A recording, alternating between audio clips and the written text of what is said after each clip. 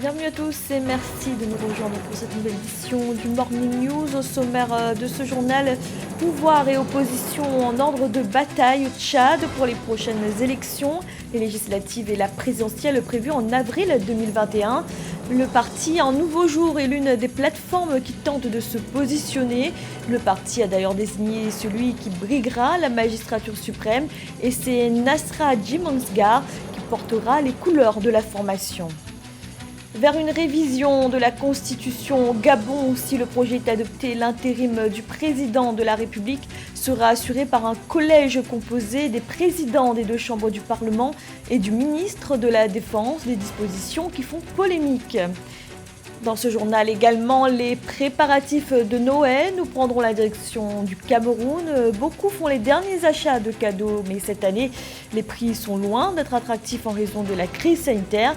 C'est notamment le cas dans la capitale, Yaoundé. Mais tout d'abord, le dialogue politique a débuté ce 21 décembre en Côte d'Ivoire, un dialogue qui réunit le pouvoir et l'opposition. Il s'agissait ce lundi de la toute première étape de ce processus. La rencontre était menée par le Premier ministre Ahmed Bakayoko avec la participation du Parti démocratique de Côte d'Ivoire, le Front populaire ivoirien ainsi que la plateforme Ensemble pour la démocratie et la souveraineté. L'objectif de ce dialogue est double, apaiser le climat politique après la réélection du président Alassane Ouattara, mais également préparer les prochaines élections législatives prévues en 2021. Au Tchad, les partis politiques se préparent activement pour les élections présidentielles et législatives. C'est le cas du parti Un Nouveau Jour qui a procédé à une restructuration de sa base et à la désignation de son candidat pour la présidentielle d'avril 2021. À l'issue du congrès ordinaire tenu à N'Djamena, Nasra Djimansgar a été désigné comme étant celui qui briguera la magistrature suprême à la prochaine présidentielle. Reportage de notre correspondant Mahamat Ramadan, commenté par Joël Maribalo. Au Tchad, Nasra Djimansgar a été investi candidat à l'élection présidentielle à l'issue du premier congrès ordinaire de sa formation politique, le parti Un Nouveau Jour. Placé sous le thème « Pour une opposition démocratique, conquérante et constructive », les assises qui se sont déroulées ce samedi 19 décembre 2020 à N'Djamena ont permis au parti de restructurer ses organes de base. Il lance ainsi officiellement la mobilisation de ses militants pour les échéances électorales à venir. Le parti, au cours de ses assises, a désigné son candidat, en l'occurrence le camarade secrétaire national du parti, le docteur Nasra, comme candidat aux élections présidentielles d'avril 2025. Le candidat du parti Un Nouveau Jour se dit être le choix de la jeunesse et du changement. Il promet d'incarner le renouveau et de réconcilier les Tchadiens autour des idéaux du parti pour un Tchad uni et politiquement apaisé. Il estime que le pays doit se préparer pour une alternance pacifique en 2021 grâce à la volonté politique des jeunes. Nous connaissons que l'histoire du Tchad a toujours été tumultueuse, faite des guerres, faite des rejets des uns et des autres, faite des trahisons, faite d'exclusion des Tchadiens entre eux. Le Tchadien du Sud ne pouvant pas regarder le Tchadien du Nord dans ses yeux et l'accepter comme frère, et vice-versa. Le parti Un Nouveau Jour est en train de travailler d'arrache-pied pour ramener les cœurs des Tchadiens entre eux. Et nous voyons la configuration de cette salle à travers cette jeunesse mobilisée.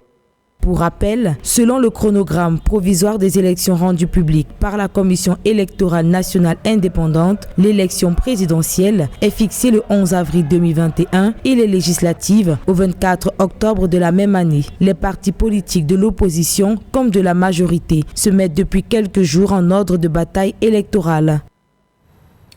Au Gabon, le gouvernement a adopté vendredi dernier en Conseil des ministres un projet controversé de révision de la Constitution.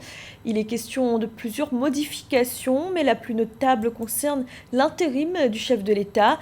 La modification prévoit qu'en cas de vacance du pouvoir, l'intérim du président de la République soit assuré par un collège composé du ministre de la Défense et des présidents des deux chambres du Parlement, Lorita Simbou.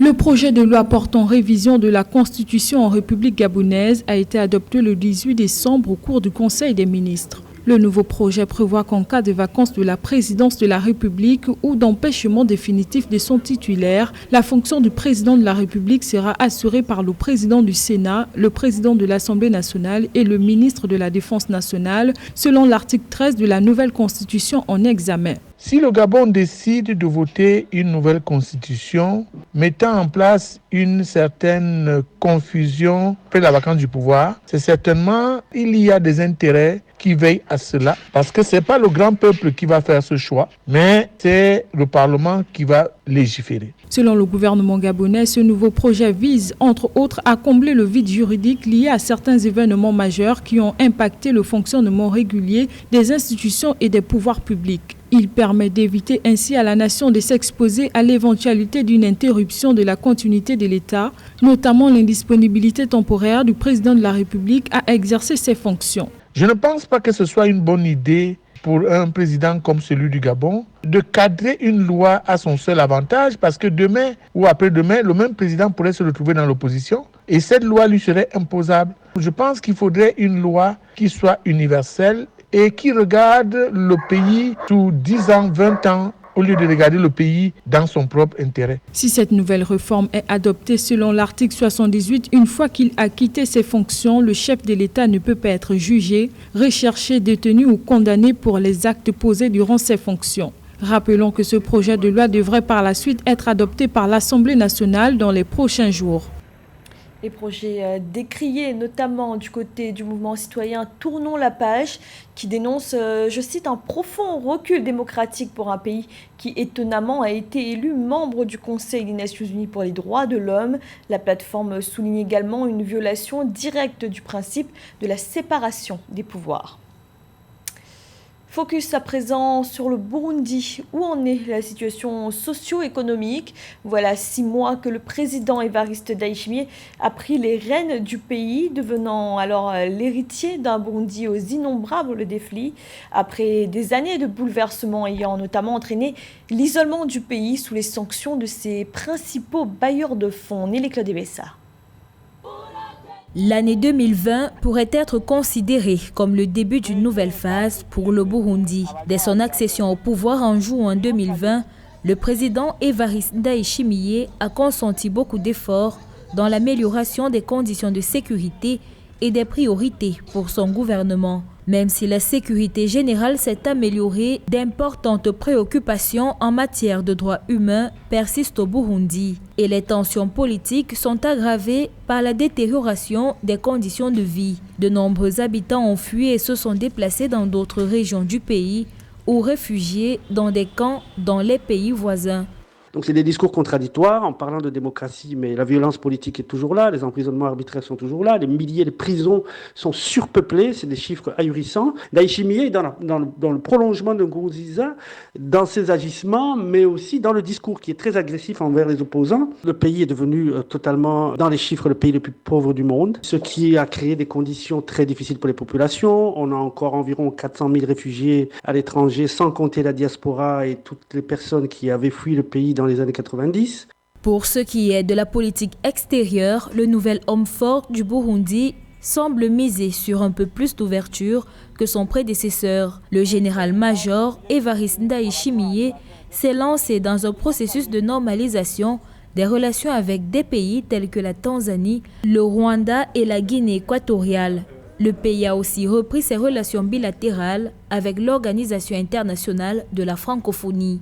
On est face à un régime qui, au niveau des agissements, n'a pas changé, mais qui a une volonté de conquête ou de désenclavement, de désisolement dans lequel Nkurunziza l'avait plongé. Peut-être qu'il va continuer à s'ouvrir, peut-être que Ndayishimiye va oser aller en Europe, il va essayer de jouer ou d'afficher une image de président normal, alors que c'est juste un général qui est à la tête d'un gouvernement tenu par des généraux et qui sont, eux, poursuivis pour crimes. Dans le contexte de la pandémie mondiale de la Covid-19, le pays a perdu le président Pierre Nkurunziza le 8 juin 2020. Pour l'heure, les autorités actuelles intensifient leurs efforts de retour d'accalmie pour de meilleures conditions de vie des populations. À Djibouti, le président Ismaël Omar Guelleh s'est exprimé sur les rassemblements de jeunes qu'il appelle à se représenter à la prochaine présidentielle. Dans la perspective de ce scrutin prévu dans 5 mois, un rassemblement s'est tenu le 17 décembre au stade Hassan Gouled. Une mobilisation de dizaines de milliers de jeunes venus exhorter le président Ismaël Omar Guelleh à briguer un 5e mandat en 2021. L'actuel président au pouvoir depuis 1999. Je vous propose d'écouter le président djiboutien. Je suis éminemment honoré, n'est-ce pas, d'abord. Ensuite, j'ai été très sensible à ce que j'ai vu, j'ai entendu, j'ai regardé. Je n'ai pas cru mes yeux, n'est-ce pas. J'ai été pris de... mais par un sentiment de solidarité que j'ai eu, l'appel d'une jeunesse mûre, n'est-ce pas, et qui en veut, qui pense à son avenir, qui a fait un chemin avec moi, qui veulent continuer à le faire. Et je suis avec eux et je leur dis, je suis partant. Voilà. Dans l'actualité également, la communauté économique et monétaire d'Afrique centrale a dévoilé ses projets d'interconnexion lors de la 12e session du comité de pilotage du programme de réforme économique et financière qui s'est tenu ce 18 décembre par visioconférence. Il s'agit d'une dizaine de projets intégrateurs qui recouvrent toute la sous-région. Ils visent notamment le développement des infrastructures routières ou encore la construction de barrages hydroélectriques, des projets qui, lors de discussions menées à Paris à la mi-novembre, avaient bénéficié d'un financement de 3,8 milliards d'euros. Plus que quelques jours avant Noël, les célébrations sont très attendues malgré les incertitudes liées au coronavirus. Au Cameroun comme ailleurs, l'heure est aux derniers achats de cadeaux, notamment à destination des plus jeunes. Mais les coûts de ces cadeaux sont difficilement supportables pour les foyers les plus modestes, surtout cette année. Certains commerçants ont largement revu leur prix à la hausse. Midra Diamo. À une semaine de la fête de Noël, les préparatifs sont timides dans les rues. Contrairement aux années précédentes, le Covid-19 s'est invité, entraînant la hausse des prix des denrées de première nécessité, mais des jouets pour enfants, toute chose qui a entraîné une baisse de la demande. Nous constatons une montée en puissance, en fait une augmentation des prix en ce qui concerne les denrées alimentaires, en ce qui concerne les jouets. Moi j'ai acheté un poulet que j'ai acheté par moment même à 5 000, l'année passée à 1 500. Mais cette année-ci, vous ne pouvez plus aller acheter un poulet de 1 500, ce même poulet que vous avez acheté l'année passée à 1 500, qui coûtait 5 000 avant. Aujourd'hui même c'est 7 500 s'il vous plaît. 7 500, alors il n'y a pas de revenus. Pour certains commerçants rencontrés au marché central de Yaoundé, les parents boudent les accessoires liés à la fête de Noël. Ils décrivent le manque de moyens. Les parents estiment qu'il faut satisfaire la famille en dépit de la cherté de la vie. Cette année, les jouets sont chers et en plus les parents ne sont même pas intéressés en fait. Le marché est lent, ce qui fait que je n'ai même pas fait beaucoup d'achats. Le peu que j'ai acheté, ça ne sort même presque pas. Le marché ne passe pas beaucoup parce que, comme je disais, le pouvoir d'achat a baissé. Les consommateurs a baissé et si le pouvoir d'achat des consommateurs baisse, alors l'achat également ne va pas suivre. Alors, le marché n'est pas comme l'année dernière. J'ai déjà commencé à faire mon petit marché devant les salons de Marseille. Cela me permettra d'avoir suffisamment de moyens pour subvenir à tous les besoins concernant la fête. La priorité, c'est faire d'abord plaisir aux enfants pendant ces fêtes de Noël. C'est ça que nous sommes venus. Nous sommes dans les lieux à Félix pour faire plaisir à ces enfants d'abord. C'est ma priorité. Pour les fêtes de fin d'année, la situation causée par le coronavirus a haussé les enchères au double. Il faut par exemple en 2020 près de 50 000 francs à une famille de 3 pour ses emplettes contre 30 000 francs il y a 12 mois. Et sachez que l'homme d'affaires et milliardaire zimbabwéen Strive Masiyiwa, également fondateur de la compagnie de télécommunications Econet, a rejoint le conseil d'administration de Netflix, la célèbre plateforme de vidéo à la demande. Il devient ainsi la première personnalité africaine à être nommée à un poste d'administrateur du géant américain, une nomination qui entre dans la stratégie de développement du groupe sur le continent. C'était le journal de la rédaction. Merci de l'avoir suivi. Retrouvez dans un instant une nouvelle édition de l'information.